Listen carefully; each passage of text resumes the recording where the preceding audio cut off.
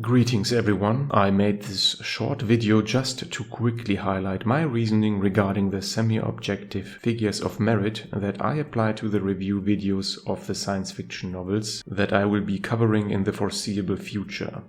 As I mentioned in the introductory video to this channel, these figures of merit should give you, the viewer, a quick understanding what reading the novel in question will entail. Obviously, there can always be a debate regarding the precise value that one novel will have in a certain category compared to another, and this video will hopefully act as a blanket admission that my ratings will likely be biased in some form or another, even if I try my best to be impartial.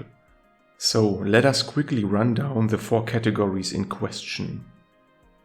At first, we have the science fiction hardness, where high scores signify that the novel under review was meticulously researched and any kind of portrayed advancements are physically possible, if not even technologically likely in the near future. At the opposite end, we have soft science fiction or science fantasy, where we experience technologies indistinguishable from magic that break our common understanding of the natural laws. The second figure of merit is related to the scope of the literary world or universe in which the story takes place. High scores in this category signify a vast literary setting with many places that we experience throughout the story. Keep in mind that this is not necessarily directly correlated to the scale of the setting itself, but rather how it is actually represented in the story. As an example, if it is mentioned in the story that there are 10,000 worlds, but the story takes place on a single planet and possibly just in a couple of settlements, then this would result in a score at the lower end of the scale.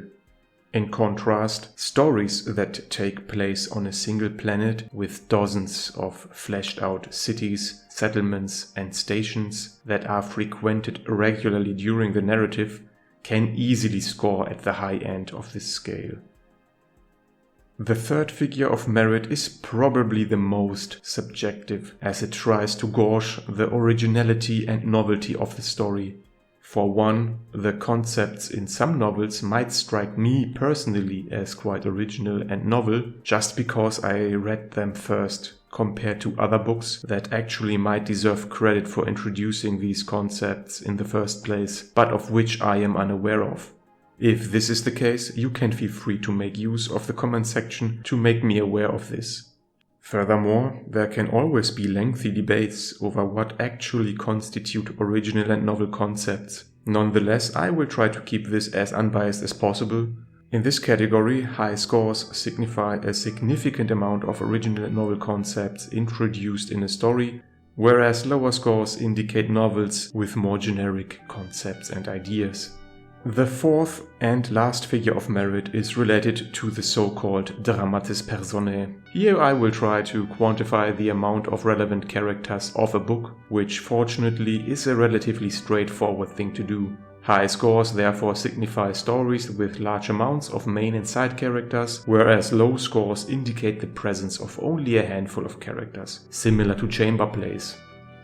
These 4 semi-objective figures of merit are meant to quickly give you an overview of what type of story we are dealing with. They are not meant as scores of quality, where higher values are better. I cannot stress this last point enough, and you need to keep this in mind. With that out of the way, I do hope that some of you will find these videos entertaining and will enjoy watching them.